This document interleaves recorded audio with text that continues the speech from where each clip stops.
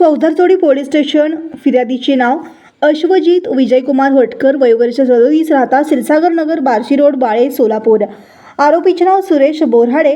यात हकीकत अशी की वरील वेळी व ठिकाणी यातील आरोपी हा त्याच्या हातात चाकू घेऊन फिर्यादीस शोधत असल्याने फिर्यादी त्या शोध घेऊन नमूद ठिकाणी गेले असता त्यास फिर्यादीस तुझ्या भावानेच फिर्यादीच्या पत्नीला घेऊन गेले आहे, फिर्यादीच्या पत्नीला परत आणून द्यायला सांग असे म्हणून शिवीगाळ करू लागला.